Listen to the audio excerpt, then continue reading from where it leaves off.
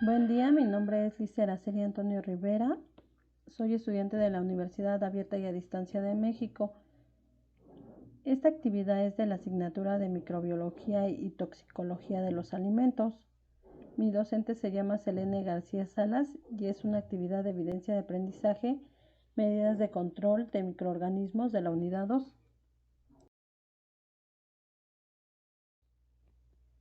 Introducción. Los principales cuidados para evitar la contaminación de los productos se deben manejar en toda cadena alimenticia. Buenas prácticas agrícolas, buenas prácticas de higiene, ya que en lo personal es una de las principales fuentes de contaminación de patógenos microbiológicos. La aplicación de buenas prácticas de higiene debe ser en todo momento desde que se cultiva hasta llegar a la mesa, estando dentro del proceso de transporte y almacenamiento que implica humedad, temperatura y tiempo, que juegan un papel crucial para el control o desarrollo de microorganismos.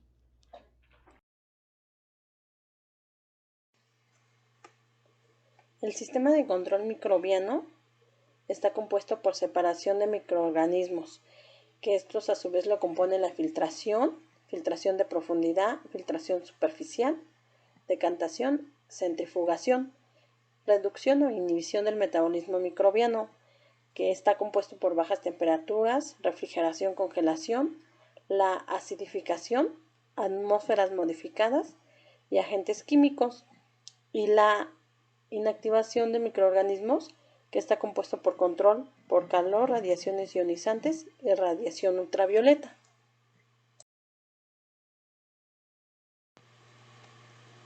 Como ya lo mencioné, en la separación de microorganismos encontramos la filtración, que es la separación de microorganismos presentes en un medio líquido o gaseoso mediante un medio poroso. Los tipos de filtro son filtro profundo, que se compone de una masa permeable y está constituida por fibras dispuestas irregularmente, pueden ser de celulosa. Los líquidos más grandes que el tamaño del poro se depositan sobre la superficie por efecto de tamizado. Las partículas más pequeñas, que son los poros retenidos en la profundidad del medio filtrante, por acción de diferentes mecanismos de retención, pueden ser por adhesión o absorción. Esto hace que los filtros de profundidad tengan mayor superficie efectiva.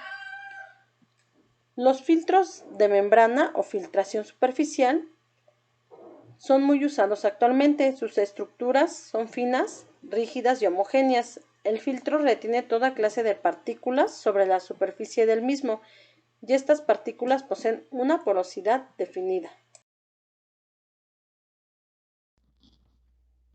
Aquí podemos observar del lado izquierdo cómo es un filtro y la forma en la que se hace y se coloca en el embudo para posteriormente se puedan filtrar la sustancia. Del lado derecho observamos cómo ya está colocado el filtro en el embudo y en un matraz y se está filtrando la sustancia. Este es un ejemplo de filtración. Decantación. Es la separación de microorganismos presentes en un medio líquido por acción de la fuerza de la gravedad.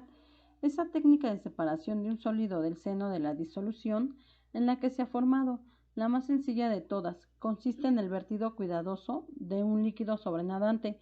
Como paso previo es necesario dejar reposar la mezcla hasta que el precipitado se separe de una forma nítida en el fondo del recipiente que facilite el vertido.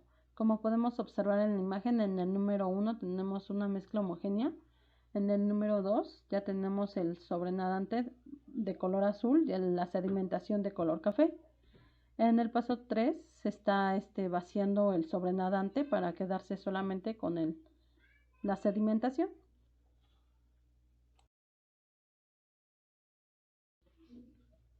La centrifugación es la separación de microorganismos mediante la fuerza de la centrífuga debido a la diferencia de densidad entre ellos y el medio en que se encuentran. Esta técnica de separación de sólidos y líquidos se emplea la fuerza centrífuga de un sistema que hace girar la muestra a gran velocidad, lo que acelera la separación de fases con respecto a otras técnicas que solo se emplea la fuerza gravitatoria. Los tubos empleados son de diseño especial, con el fondo cónico. Dada su fragilidad, van colocados en soportes metálicos. Es muy importante para evitar vibraciones debidas a descomposiciones en el peso, llenar los tubos de la centrífuga, incluso los que no se utilicen para la separación, con pesos aproximadamente iguales. Debe de estar bien calibrada la centrífuga porque de lo contrario se romperán los tubos y las muestras pues ya no servirían. Como podemos ver en la imagen del lado izquierdo tenemos una mezcla de color rojo, en este caso es la sangre, que al utilizar la centrifugadora vemos del lado derecho cómo está la separación. Las células rojas quedaron hasta abajo de color rojo, después sigue una línea blanca que son las células blancas y de amarillo el plasma.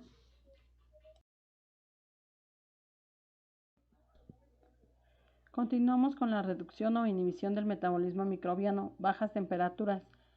La actividad microbiana disminuye o inhibe al bajar las temperaturas.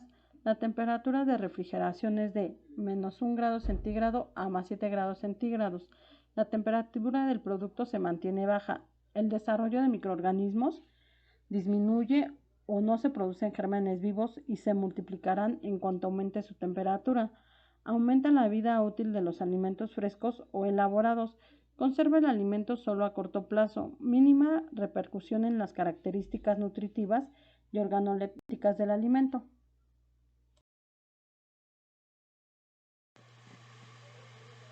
Las temperaturas de congelación por debajo del punto de congelación del agua del sustrato no modifican las características del sustrato y es caro desde el punto de vista económico. Como podemos observar en las imágenes, el almacenamiento a -18 grados centígrados impide la actividad microbiana, mientras que en 0 las bacterias cesan de multiplicarse pero no mueren. Eso es una diferencia entre lo congelado y lo refrigerado.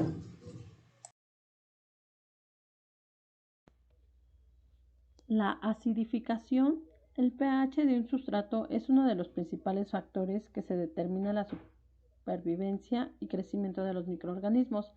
Ácidos fuertes, considerable descenso del pH del medio. Ácidos débiles, penetran a través de la membrana de los microorganismos y se disocian en el interior del citoplasma, proceso en el que se modifican considerablemente las características del sustrato. Como podemos observar en la imagen, se pueden fermentar diferentes tipos de alimentos y dependiendo de los días que se dejen, podrá ser la acidificación que obtengan.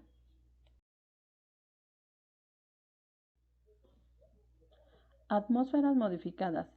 Microorganismos aerobios usan el oxígeno como aceptor final de electrones en la respiración. Microorganismos anaerobios facultativos pueden utilizar en ausencia o presencia de muy bajos niveles de oxígeno. Es la modificación de la composición de la atmósfera en la que se encuentran los microorganismos. Tipos de atmósferas. Vacío. Evaluación de aire sin que se sustituya por otro gas. Atmósferas modificadas. Se modifica la atmósfera en la que se encuentran los microorganismos. No suele modificar las características del sustrato. Se suele utilizar en combinación con bajas temperaturas. Aquí observamos un ejemplo de las atmósferas modificadas en donde los alimentos están dentro de un topper sellados o tapados con un plástico y de esta manera pues se pueden conservar y evitar una contaminación.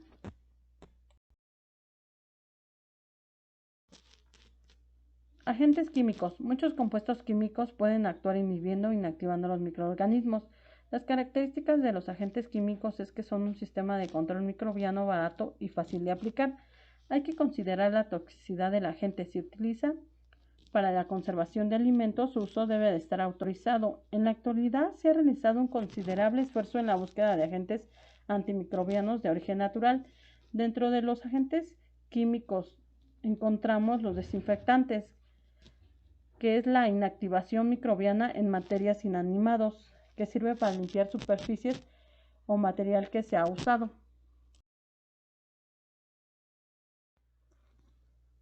Los antisépticos inhiben o inactivan microorganismos y su baja toxicidad permite que puedan aplicarse sobre tejidos vivos. En la imagen vemos algunos antisépticos que pueden ser aplicados.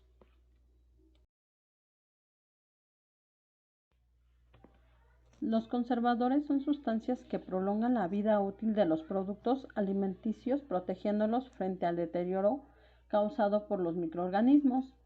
En la imagen podemos observar algunos nombres de conservadores que se utilizan en los alimentos, como bien ya lo mencioné, sirven para prolongar la vida útil del alimento.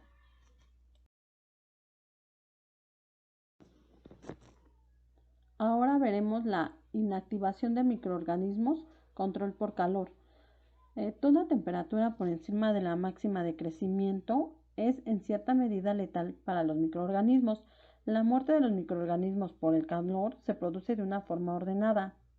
Se puede calcular la intensidad de un tratamiento térmico para conseguir un determinado nivel de inactivación. Como podemos observar en la imagen, tenemos una zona roja que dice zona de peligro. A partir de ahí sube a los 65 grados centígrados, en donde está demasiado caliente y empiezan a morir las bacterias.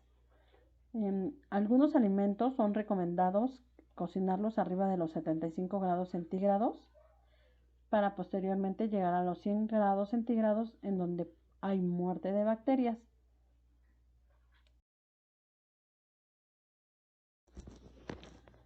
Calor, radiaciones ionizantes. La radiación ionizante es cualquiera de los varios tipos de partículas y rayos emitidos por material radioactivo.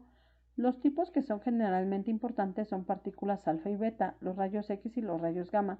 Las partículas alfa y beta son pequeños fragmentos de alta velocidad emitidos por átomos radiactivos cuando se transforman a otra sustancia. Los rayos X y los rayos gamma son tipos de radiaciones electromagnéticas.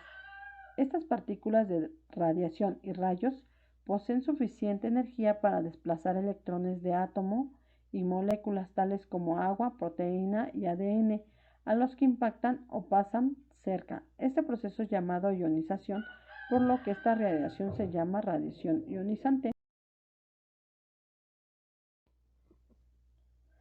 Radiación ultravioleta. La porción ultravioleta del espectro incluye todas las radiaciones desde 150 a 3900. Se usan lámparas germicidas que emiten concentraciones elevadas de luz ultravioleta en su región más efectiva de 2600 a 2700. Se usan para reducir la población microbiana en quirófanos, cuartos de llenado aséptico en la industria farmacéutica y en la industria de los alimentos para tratar superficies contaminadas. Una consideración práctica es que la luz ultravioleta tiene muy poca capacidad para penetrar la materia. Aún una pequeña capa de vidrio quita gran cantidad de luz. Así que los microorganismos que se encuentran en la superficie de objetos que se exponen directamente a la acción de la luz de ultravioleta son susceptibles a ser destruidos. Como podemos observar en la imagen, cómo la luz ultravioleta llega hasta el ADN y lo destruye.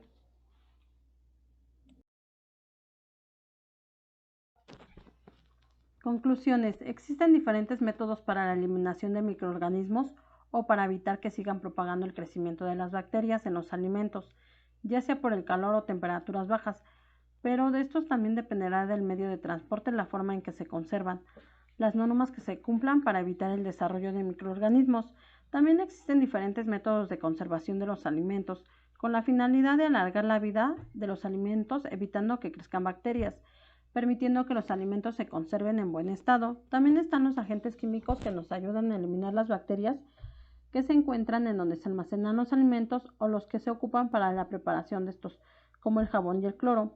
O cuando se cae un niño se utiliza un antiséptico para evitar que tenga crecimiento microbiano en su herida.